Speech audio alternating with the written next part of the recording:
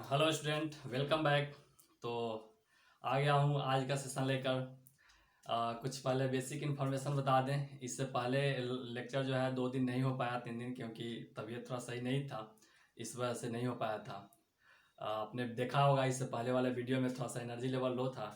तो now I am fit and fine. So आज start करते हैं। हालांकि इससे पहले वाले जो वीडियो मैंने बनाया था तो उसमें मैं बोला था कि जो सेंट्रीपिटल एक्सेलरेशन का डेरिवेशन मैं करके बताऊंगा कि वो कैसे आता है, F C equal to M V square upon R. तो हालांकि कुछ टेक्निकल वजह से वो वीडियो पूरा नहीं हो पाया था, तो मैं पहले उसको कंप्लीट करूंगा कि F C equal to M V square upon R कैसे आता है। ठीक है, उसके बाद नेक्स्ट मैं देखूंगा उसके कुछ बैंकिंग ऑफ रोड जो होता है वो क्या होता है, उस पर हम लोग आज डिस्कस करेंगे। तो चलिए स्टार्ट करते हैं। डेरिवेशन हमें देखना है, प्रूफ करना है कि जो ये सेंट्रीपिटल एक्सेलरेशन या फिर बोल सकते हैं सेंट्रीपिटल जो फोर्स होता है एफ सी इक्वल टू क्या होता है, M V square upon R होता है, या फिर एम आर ओमेगा स्क्वायर होता है। ये कैसे आता है हमने इससे पहले जो बता रखा था, तो उसमें केवल इसके फार्मूला का यूज हमने किया था। लेकिन ये फार्मूला आता कैसे है, एक्चुअली बोर्ड का एग्जाम अगर होगा, 12th 11th का एग्जाम होगा, तो इसमें इसका डेरिवेशन पूछता है। तो इसलिए इसको बताना जरूरी है कि ये कैसे आएगा ऐसे, या फिर ये तो है एफ सी यानी सेंट्रीपिटल फोर्स है, ये हो जाएगा, या फिर ये निकालने को पड़ेगा। सबसे पहले तो हमें निकालना पड़ेगा सेंट्रीपिटल एक्सेलरेशन। सेंट्रीपिटल एक्सेलरेशन क्या होता है, वी स्क्वायर अपॉन आर होता है, या फिर आर ओमेगा स्क्वायर होगा। ठीक है, तो ये निकाल देंगे तो हमें ये भी निकल जाएगा इससे, क्योंकि हम जानते हैं कि फोर्स इक्वल टू क्या होता है, फोर्स इक्वल टू होता है mass into acceleration. Mass into acceleration होता है एम इंटू ए, या फिर यहाँ पे सेंट्रीपिटल अगर फोर्स होगा तो ये भी हो जाएगा सेंट्रीपिटल एक्सेलरेशन। तो अगर हम सेंट्रीपिटल एक्सेलरेशन को निकालेंगे तो उससे हमें सेंट्रीपिटल फोर्स भी निकल जाएगा। तो हम निकालने का कोशिश करेंगे, इसको प्रूफ करने का कोशिश करेंगे कि F C is equal to इतना कैसे आता है। ठीक है, तो ये निकालने के लिए हमें कुछ वेक्टर्स की हेल्प लेनी पड़ेगी, यानी वेक्टर्स जो है ट्रायंगल्स रूल्स वगैरह का यूज करके हम इसको डिराइव करेंगे। साथ ही साथ थोड़ी बहुत ज्योमेट्री का भी इसमें यूज होगा, उसका एप्लीकेशन का यूज हमें यहाँ पे करना पड़ेगा। ठीक है, तो आइए देखते हैं इसको कैसे सॉल्व किया जाएगा। तो सबसे पहले अगर हम डेरिवेशन करते हैं तो कुछ एजम्पशंस लेते हैं। सबसे पहले कुछ एजम्पशंस लेते हैं। एजम्पशंस क्या लेना है, जैसे कि एजम्पशन यहाँ पे ये लेना है कि जो बॉडी है सर्कुलर मोशन कर रही है, तो वो एक सर्कुलर मोशन कर रही है। कैसा सर्कुलर मोशन कर रही है, तो एक यूनिफॉर्म सर्कुलर मोशन हो रहा है वो। हमें तो ये एजम्पशन ये लेना है कि जो मोशन हो रहा है वो कैसा हो रहा है, यूनिफॉर्म। यूनिफॉर्म सर्कुलर मोशन हो रहा है। यूनिफॉर्म सर्कुलर मोशन क्या होता है, यूनिफॉर्म सर्कुलर मोशन हो रहा है यानी कि मोशन जो होगा सर्कुलर पाथ पे, तो वो उसका मैग्नीट्यूड जो होगा वो बिल्कुल सेम होगा each and every point. That means कि अगर कि कोई बॉडी इस तरह से सर्कुलर मोशन हो रहा है, अगर मान ले कि यहाँ पे इसका वेलोसिटी v1 है, यहाँ पे कुछ क्षण इसके बाद यहाँ पे जो वेलोसिटी इसका जो होगा वो v2 जो होगा, तो इसका जो वेलोसिटी होगा वो सेम होगा। इसका जो वेलोसिटी जो होगा वो यहाँ पे v1 जितना होगा उतना ही जो होगा वो v2 भी होगा।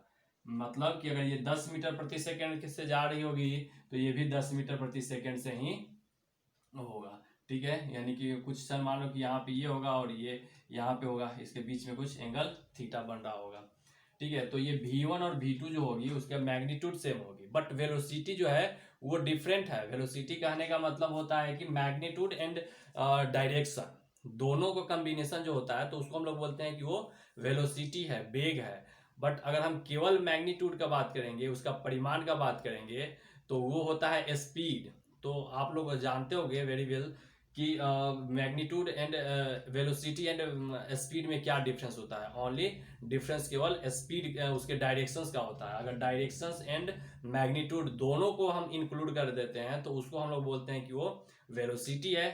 अगर हमने उसके डायरेक्शंस को हटा देते हैं तो उसको हम बोलते हैं कि वो क्या है, स्पीड है।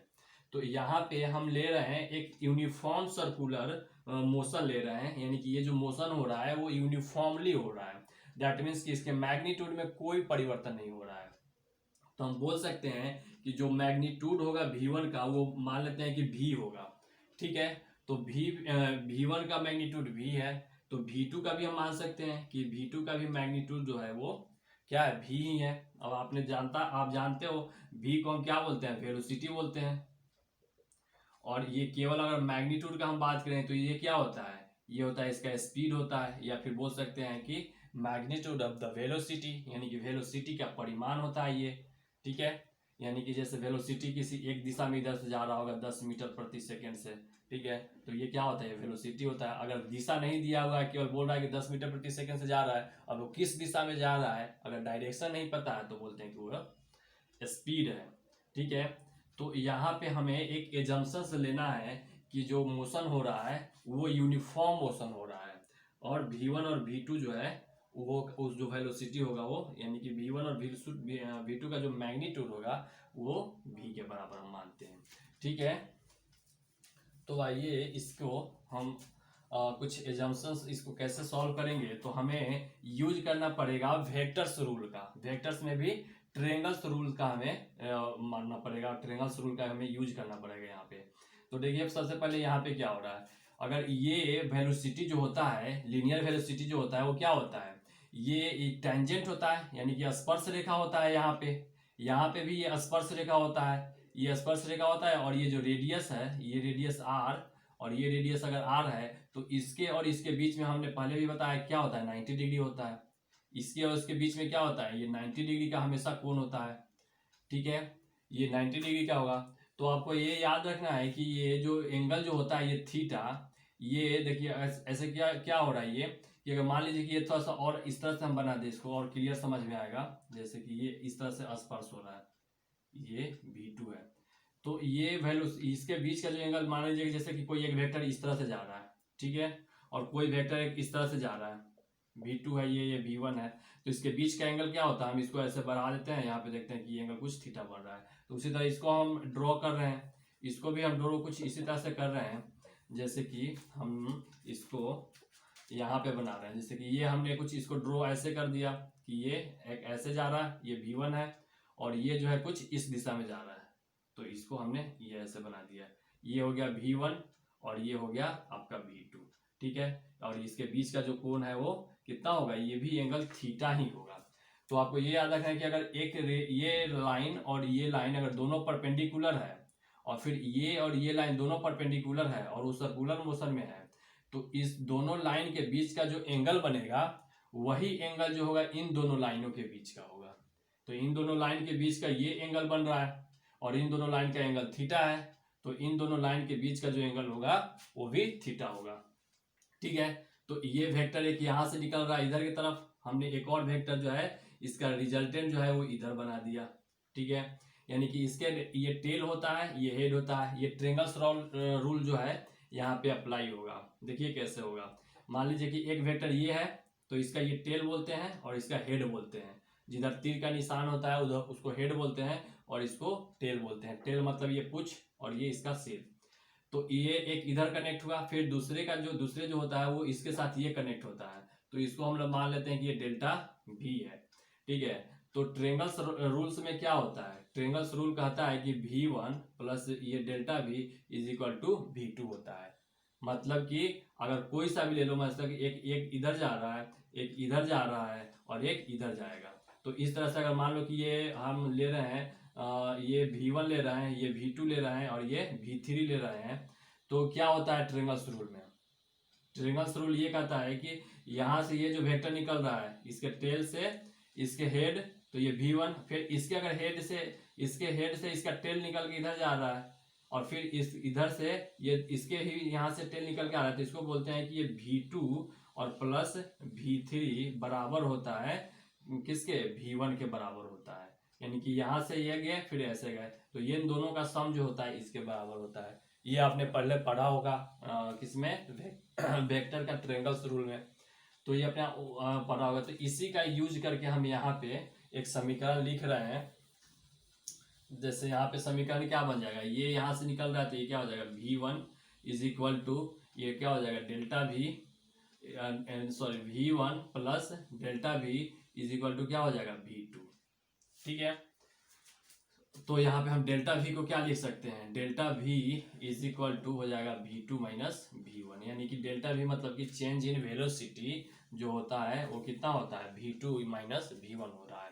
ठीक है। अच्छा अब ये देखिए, अब मान लीजिए कि हम जो है इसको बहुत बड़े लेवल पे जूम करके इस चीज़ों को हम दिखा रहे हैं, लेकिन वास्तव में जो है ये यहाँ पे कोई वस्तु जो है यहाँ से यहाँ तक अगर जो ट्रेवल किया है, मोशन हुआ है इसका, तो बहुत ही शॉर्ट इंटरवल के लिए हम मान के चलते हैं कि बहुत ही शॉर्ट इंटरवल यानी कि छोटे समय के लिए हुआ है। तो छोटे समय के लिए अगर हुआ होगा तो कल्पना कीजिए, इमेजिन कीजिए इसको कि ये क्या हुआ होगा। ठीक है। अगर हम छोटे समय के लिए लेंगे तो हम इसको क्या मान लेते हैं, अगर कोई भी अगर छोटा समय के लिए हम किसी को लेते हैं, जैसे कि आपने इससे पहले पढ़ा होगा एवरेज में और इंस्टेंटेनियस वेलोसिटी या फिर एक्सेलरेशन में पढ़ा था आपने कि एवरेज के लिए हम लोग डेल्टा वी का यूज करते थे, अगर इंस्टेंटेनियस जो होता था तो उसमें हम लोग डी वी का यूज करते हैं, यानी कि डी का यूज हम लोग करते हैं बहुत ही छोटे शॉर्ट टाइम इंटरवल के लिए, और ये कुछ टाइम इंटरवल अगर होता है उसके लिए करते हैं। तो यहाँ पे अगर हम ये जूम करके चलें कि ये जो डिस्टेंस, ये एंगल जो बन रहा है वो बहुत ही छोटा एंगल बन रहा है। क्यों? क्योंकि यहाँ से यहाँ तक जो है कोई भी बॉडी जो है वो बहुत ही छोटे टाइम इंटरवल के लिए ये यहाँ से यहाँ तक ट्रेवल कर रही है। तो उस कंडीशन के लिए यहाँ से यहाँ तक छोटे टाइम इंटरवल के लिए जब ट्रेवल कर रही है तो ये एंगल जो बनेगा बहुत ही छोटा बनेगा, बहुत ही शॉर्ट बनेगा। ठीक है। तो हम इसको डी ना लिख गए, हम इसको लिख सकते हैं डी, यानी कि डी थीटा लिख सकते हैं। इसको हम लिख सकते हैं कि ये डी थीटा है। ठीक है। जब इसको डी थीटा लिखेंगे तो ये भी बोलेंगे कि ये भी डी के डेल्टा की जगह पे क्या हो जाएगा कि ये भी डी भी है। सेम यहाँ भी तो वही हो जाएगा कि ये क्या हो जाएगा, डी भी है, ये भी क्या हो जाएगा, यानी कि ये डी भी है। ठीक है। अच्छा छोटे से जब हम ये समय अंतराल के लिए ले रहे हैं तो ये क्या हो जाएगा, यहाँ से यहाँ तक का जो होगा इसको हम बोलते हैं कि ये क्या है, एस, यानी कि इसका लीनियर डिस्प्लेसमेंट है। एस क्या है, लीनियर डिस्प्लेसमेंट।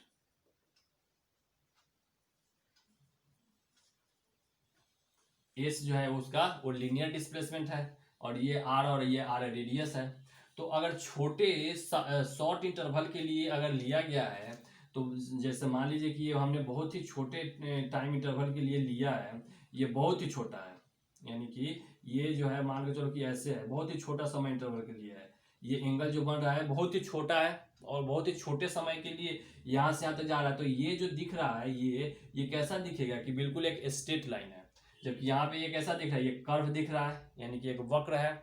जबकि अगर बहुत ही छोटे समय के लिए और बहुत ही छोटा एंगल लिया जाएगा तो यहाँ पे ये जो लाइन दिख रहा है वो एक स्ट्रेट लाइन दिखेगा, यानी कि यहाँ पे कुछ ट्रेंगल ऐसे बनेगा, जैसे कि ये हो जाएगा, ऐसे हो जाएगा, और ये कुछ शॉर्ट इंटरवल के लिए जो बनाएंगे तो ये कुछ ऐसे बन जाएगा। ये हो जाएगा आपका आर है, ये भी आर है, ये आर, और ये जो बन रहा है वो क्या बन जा रहा है, अगर ये यहाँ से डिस्टेंस जो होगा तो इसको हम क्या बोल सकते हैं, डेल्टा एस बोल सकते हैं। डेल्टा एस के नहीं बोल सकते, क्या बोलेंगे इसको, डी एस बोलेंगे, यानी कि बहुत ही छोटा डिस्प्लेसमेंट है। ठीक है। और ये एंगल जो है हमने क्या लिया है, डी थीटा लिया है। ठीक है। ये डी थीटा हमने इसका एंगल लिया है। तो अब देखिए, अब हमें क्या करना है, हमें निकालना है ये फॉर्मूला, हमें प्रूफ करना है। तो इसके लिए हमें इस ट्रेंगल और ये ट्रेंगल इन दोनों का कंपैरिजन करना पड़ेगा, और इस कंपैरिजन के फलस्वरूप जो है हमें ये इक्वेशन मिलेगा, ये हमें एक एक्सप्रेशन मिलेगा। ठीक है। तो आइए देखते हैं इसमें क्या हो रहा है। जैसे कि मान लीजिए कि ये रेडियस है, ये रेडियस है, ये भी रेडियस है, दैट मीन्स कि ये साइड और ये साइड बराबर है। तो ये साइड और ये दोनों साइड बराबर है, तो ये एंगल जो होता है और ये एंगल जो होगा वो दोनों एंगल बराबर होता है, ये समद्विबाहु त्रिभुज ये हो जाता है। तो जब ये दो साइड बराबर होते हैं तो उनके दोनों एंगल भी बराबर होते हैं। तो मान लीजिए कि ये दोनों एंगल बराबर है, अगर यहाँ पे कुछ भी एंगल लेंगे तो यहाँ पे किसी भी एक त्रिभुज में कितना एंगल होता है, 180 का होता है। तो 180 एंगल होता है, तो मान लीजिए कि यहाँ पे कुछ एंगल ले रहे हैं, 60 एंगल ले रहे हैं, तो बचा हुआ ये कितना एंगल होगा, वो भी 60 और ये भी 60, यानी कि ये दोनों 60 हो जाएगा, तीनों जोड़ेंगे तो 180 हो जाएगा। ठीक है। अगर मान लेते हैं कि यहाँ पे हमने 50 डिग्री लिया है, ये 50 डिग्री लिया, तो बचा हुआ कोण कितना हो जाएगा, 130 डिग्री हो जाएगा, यानी कि 130 का मतलब कितना हो जाएगा, 65, और 65 का दोनों का एंगल होगा। कहने का मेरा मतलब ये है कि ये एंगल जितना होगा, बाकी जो बचा हुआ जो एंगल होगा उसमें ये और ये आधा आधा बराबर होगा। ठीक है, तो ये जो हमने डी थीटा लिया है ये भी तो डी थीटा ही है, ये भी जो एंगल होगा वो कितना है, डी थीटा ही है, ये भी जो है वो डी थीटा है। तो मान लीजिए कि ये हमने 60 डिग्री लिया, और तो 60 डिग्री लिया तो ये कितना हो जाएगा, ये 60 लिया तो ये भी 60, ये भी 60, अगर ये हमने 60 लेंगे फिर तो ये भी 60 और ये भी 60 हो जाएगा। ठीक है, तो इस तरह से हम देख रहे हैं कि ये एक ज्योमेट्री का ही एक यहाँ पे एप्लीकेशन यूज हो रहा है कि इस ट्रेंगल और इस ट्रेंगल के बीच में क्या रिलेशन हो रहा है। इस ट्रेंगल और इस ट्रेंगल के बीच में relation angle angle and angle का हो रहा है। मतलब कि अगर हम देख रहे हैं तो ये एंगल और ये एंगल और ये एंगल, इसमें 3 एंगल, इसमें 3 एंगल। अगर हम इसको बात करें, इसको हम यहाँ पे बना दें तो ज़्यादा कंपेरिजन करने में आसानी रहेगा। जैसे कि हमने इसको ऐसे बना दिया, ये ऐसे हो गया, और इसको हमने कुछ ऐसे बनाया, ये है डी एस, ये है डी थीटा, और ये हमने इसको आर बना दिया, कैपिटल आर, ये भी आर है। ठीक है, तो अब ये देखिए, ये एंगल और ये एंगल और ये एंगल है, तो ये डी थीटा तो ये भी डी थीटा। ये अगर मान के चलो कि ये हमने 60 लिया था तो ये भी 60, तो ये भी 60, तो ये एंगल कितना था 60, तो ये भी 60 हो जाएगा, ये भी 60 है तो ये भी 60 हो जाएगा। कहने का मतलब कि ये एंगल एंगल एंगल से तीनों जो कोण है इसका वो बराबर है। तो इस तरह से हम बोलते हैं कि ये एंगल और ये एंगल जो है वो कैसा है, एंगल एंगल एंगल से ये सर्वांगसम है।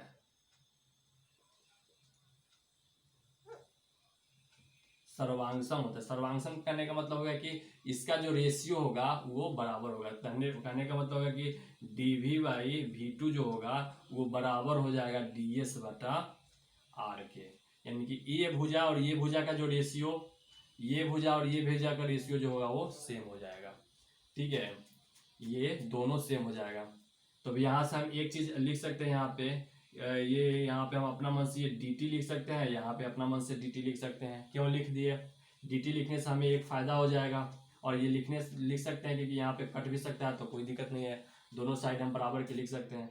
और यहाँ से फायदा ये हो जा रहा है कि ये देखो यहाँ पे ये एक कुछ बन जा रहा है, यहाँ पे भी एक कोई फार्मूला बन रहा है dv बाई dt, और यहाँ पे ds बाई dt बन रहा है। ठीक है, तो dv बाई dt क्या बन जाएगा, यहाँ पे dv बाई dt क्या हो रहा है, ये है rate of change in velocity, और rate of change of velocity क्या होता है, एक्सेलरेशन होता है। तो एक्सेलरेशन यहाँ पे कौन सा एक्सेलरेशन होगा, एक्सेलरेशन तो हमने पढ़ाया अभी कि एक सेंट्रीपिटल एक्सेलरेशन भी होता है, टेंजेंशियल एक्सेलरेशन भी होता है, नेट एक्सेलरेशन भी होता है। तो यहाँ पे कौन सा एक्सेलरेशन होगा, यहाँ पे क्या ए होगा, नहीं ए नहीं होगा। क्यों नहीं होगा, क्योंकि हमने जो है यहाँ पे बोल दिया यूनिफॉर्म यूनिफॉर्म सर्कुलर मोशन है, मतलब कि इसका मैग्नीट्यूड सेम है, केवल डायरेक्शन में चेंजेज हो रहा है। तो शुरू में बताया कि जो एक्सेलरेशन जो होता है केवल डायरेक्शन में परिवर्तन की वजह से जो एक्सेलरेशन लगता है वो कौन सा एक्सेलरेशन होता है, तो सेंट्रीपिटल एक्सेलरेशन लगता है, तो सेंट्रीपिटल एक्सेलरेशन होगा। तो यहाँ पे ये dv बाई dt हो रहा है, यानी कि वेलोसिटी में परिवर्तन हो रहा है, लेकिन मैग्नीट्यूड के कारण नहीं, केवल डायरेक्शन में चेंज होने के कारण। अच्छा, एक चीज और क्लियर कर दें, जैसे कि आपने एक्सेलरेशन का डेफिनेशन पढ़ा होगा कि एक्सेलरेशन का डेफिनेशन क्या होता है, the rate of change in velocity that's called the acceleration, यानी कि गति में परिवर्तन के दर को हम लोग बोलते हैं क्या चीज, एक्सेलरेशन, यानी कि त्वरण बोलते हैं। तो गति में परिवर्तन जो हो रहा है वो दो तरीके से हो सकता है। अगर मोशन में परिवर्तन हो रहा है, मोशन चेंज हो रहा है, तो दो तरह से हो सकता है, एक तो मैग्नीट्यूड के कारण और दूसरा डायरेक्शन के कारण, यानी कि दोनों तरीके से वेग जो है, मोशन मतलब यहाँ पे हम क्या बोलेंगे, वेलोसिटी, वेलोसिटी बोलना ज्यादा सही रहेगा।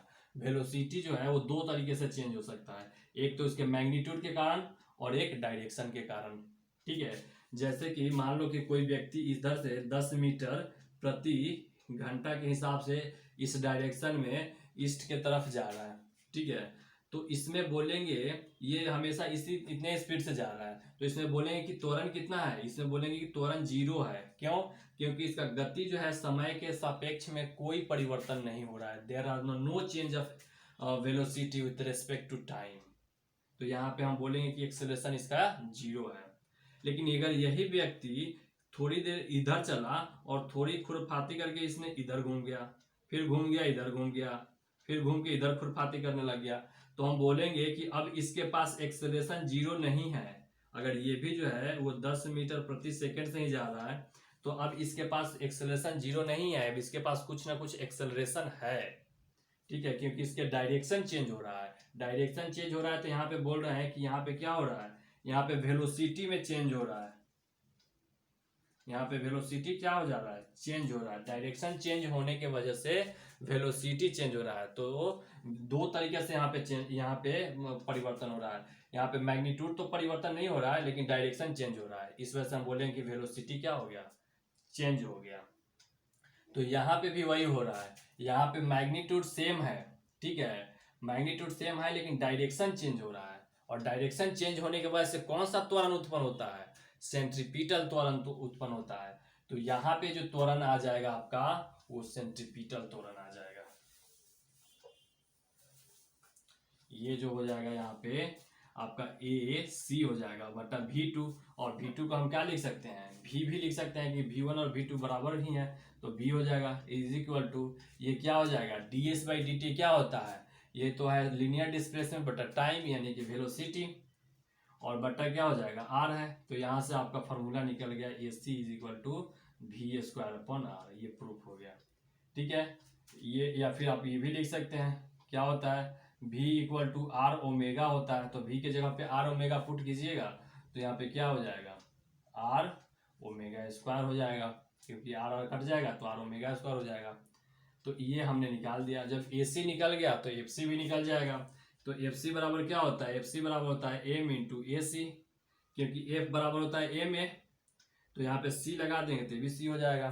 ठीक है, तो क्या हो जाएगा, ये M इंटू AC कितना हो गया, V²/R। और यही हमें साबित भी करना था। यहाँ पे आ गया आपका mv²/r। ये हो गया आपका सेंट्रीपिटल फोर्स, जो कि यहाँ पे, तो इस तरीके से आप इसको प्रूफ कर सकते हैं। एक मिनट चेक कर ले थोड़ा सा।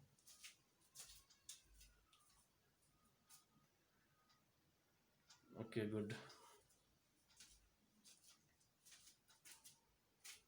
ठीक है, तो नोट हो गया होगा। चलिए अब देखेंगे banking of road.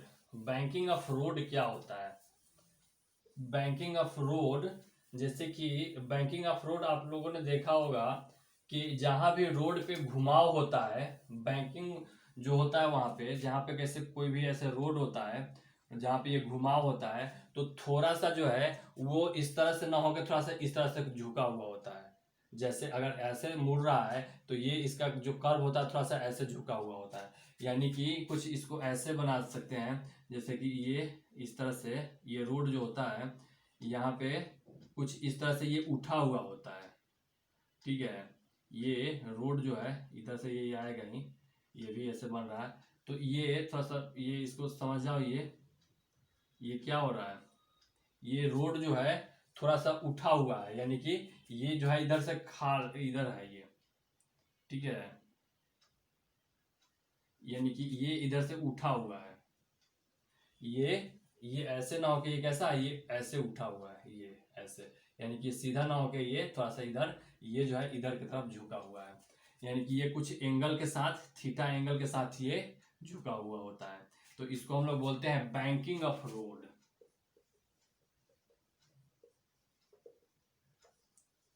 Banking of road, यानी कि बैंकिंग ऑफ रोड का मतलब होता है कि थोड़ा सा झुका हुआ यानी कि उठा हुआ होता है। ठीक है, जैसे कि यहाँ पे हमने इसको दिखाया। तो शुरू से बात करते हैं कि ये यहाँ पे हम बैंकिंग ऑफ रोड की क्यों आवश्यकता पड़ेगी, बैंकिंग ऑफ रोड हम ये क्यों पढ़ना है, क्या जरूरी है इसका पढ़ना।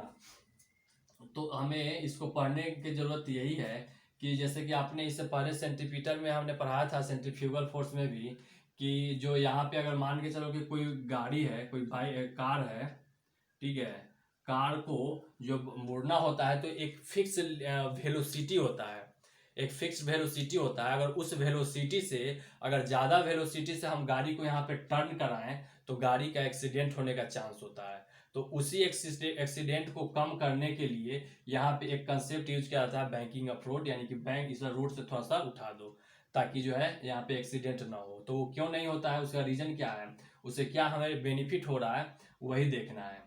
ठीक है, तो सबसे पहले होता क्या था शुरू में, जैसे कि मान लो कि ये गाड़ी जो है इधर भी स्पीड से इधर से जा रही है, तो ज़्यादा चांस होता है कि ये जो है इधर स्लिप कर जाता है था। ठीक, वो स्लिप क्यों करता था, क्योंकि इधर बैक साइड में जो है एक फोर्स लगता था जिसको हम लोग बोलते थे सेंट्रीफ्यूगल फोर्स लग रहा है। ठीक है, सेंट्रीफ्यूगल फोर्स लग रहा था mv² / r। ये फोर्स जो है इधर के साइड लगता था। हालांकि ये फोर्स कैसा होता है, एक इमेजिनरी स्यूडो फोर्स होता है, काल्पनिक फोर्स होता है। वास्तव में जो फोर्स लगता है वो सेंटर की तरफ लगता है।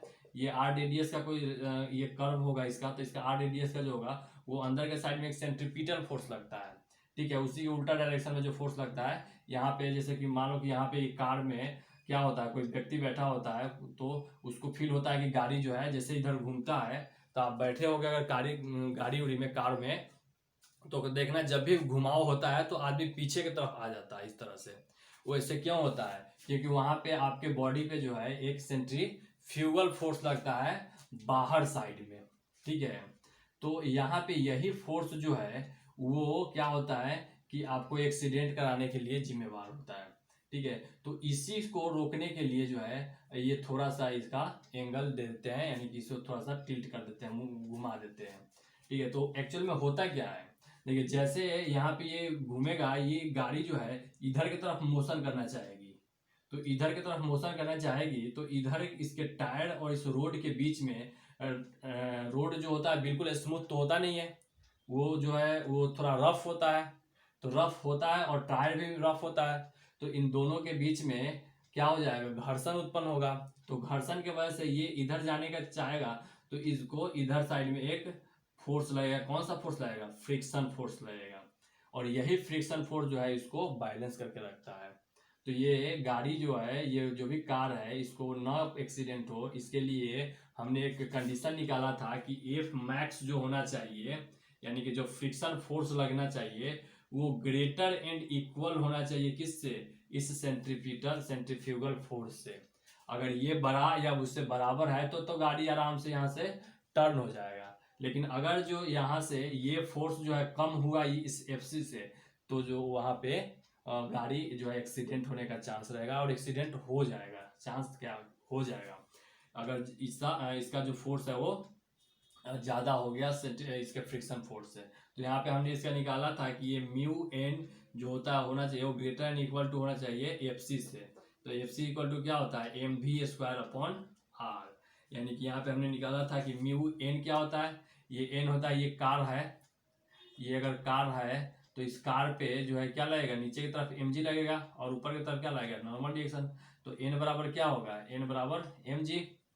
तो ये यहाँ पे n बराबर क्या हो जाएगा, mg greater and equal to कितना होगा, mv²/r हो जाएगा। तो ये m से m कट जाता था, तो यहाँ पे v²/r less and equal to mu into g. इसको हमने इधर कर दिया और इसको इधर कर दिया, तो ये भी साइन चेंज हो जाएगा। तो यहाँ पे जो आता था v का जो मान आता था वो लेस एंड इक्वल टू आता था अंडर रूट ये म्यू जी और इंटू आर। तो ये एक टर्म आता था कि इतना, ये जो वेलोसिटी है, ये जो वेलोसिटी है अगर इतने से थोड़ा सा भी ज्यादा होगा वेलोसिटी तो गाड़ी क्या हो जाएगा, पलट जाएगा, ये एक्सीडेंट कर जाएगा, इधर साइड में हो जाएगा। ठीक है, तो ये हमारा वो मिनिमम वेलोसिटी था कि इतना वेलोसिटी होना चाहिए कम से कम, अगर इससे ज्यादा हुआ जरा सा भी, इससे बराबर या इससे कम होना चाहिए, तब जाके ये सेफली जो है, यानी कि आसानी से जो है बिना एक्सीडेंट हुए कार जो है टर्न कर जाएगी। लेकिन अगर इससे ज़्यादा होगा, ज़रा सा भी ज़्यादा होगा वेलोसिटी, तो कार निश्चित तौर पे वो पलट जाएगी। ठीक है, तो ये हमने यहाँ पे देखा। तो अब हमें ये क्या करना है, अब देखिए यहाँ पे क्या हो रहा है, इस कार को, इस रोड को ही हमने थोड़ा सा ऐसा बना दिया ये थोड़ा सा ऐसे हो जाए, इसका नॉर्मल रिएक्शन जो है वो चेंज हो जाए। इसका नॉर्मल रिएक्शन अभी कैसे लग रहा होगा, इसका नॉर्मल रिएक्शन ऊपर की तरफ लग रहा है। अभी नॉर्मल रिएक्शन जैसे ये कार रखा हुआ है तो ये नॉर्मल रिएक्शन कैसे लग रहा है, ऊपर की तरफ लग रहा है। लेकिन हमने इस रोड को अब इस तरह से प्लेन ना बना के हमने थोड़ा सा इस तरह से मोड़ ऊपर उठा दिया, इस तरह से ऊपर उठा दिया हमने रोड को, ये कुछ एंगल थीटा से, यानी कि ये रोड प्लेन ना होके थोड़ा सा इस तरह से झुका दिया। ठीक है, तो ये एंगल, अब गाड़ी जो है तो ऐसे ही चलेगी गाड़ी, ये गाड़ी तो ऐसे ही रहेगी। तो अब जो नॉर्मल रिएक्शन जो लग रहा है, अब तो नॉर्मल रिएक्शन हमेशा कैसे लगता है, सरफेस के परपेंडिकुलर। तो अब सरफेस तो ये रोड तो यही हो गया, अब इसके परपेंडिकुलर तो ये लगेगा नॉर्मल रिएक्शन एन। ठीक है, तो नॉर्मल रिएक्शन अब ऐसे लगने लग जाएगा। तो अब नॉर्मल रिएक्शन ऐसे लगेगा तो यहाँ पे, और mg जो है वो इसका मास कुछ ना कुछ होगा इस कार का, तो मास कैसे, द्रव्यमान कैसे लगेगा, इस द्रव्यमान का नीचे तरफ क्या लगेगा, mg ही लगेगा। और नॉर्मल रिएक्शन जो है कुछ चेंज हो गया, अब कितने एंगल से, कुछ एंगल से इसने चेंज हो गया इसका। ठीक है, अब वही जो है इसका नॉर्मल रिएक्शन का ही कंपोनेंट जो है वो यहाँ पे एक सेंट्रीपिटल फोर्स देता है। यानी कि यही नॉर्मल रिएक्शन जो है, ये तो परपेंडिकुलर तो है नहीं, कुछ एंगल पे हो गया तो इसका कंपोनेंट टूटेगा, और कंपोनेंट टूटेगा तो एक जो इसका कंपोनेंट टूटेगा वो इसके सेंटर के तरफ आएगा, यानी कि इधर के तरफ आएगा। तो इस वजह से इसका फोर्स जो है अंदर की तरफ और ज्यादा हो जाएगा, अंदर की तरफ फोर्स ज्यादा लगेगा तो इधर गिरने का चांस जो है, कार को एक्सीडेंट होने का चांस जो है वो कम हो जाता है। तो इसीलिए ये एंगल जो है थोड़ा सा हम टिल्ट कर देते हैं। ठीक है, देखिए कैसे होगा, जैसे कि मान लीजिए ये एंगल थीटा हुआ, ये 90 है, तो ये एंगल कितना हो जाएगा, 90 माइनस थीटा हो जाएगा। ठीक है, अगर हमको इसको ऐसे बना दें, ठीक है, तो ये कितना हो जाएगा, ये 90 माइनस ये हो जाएगा थी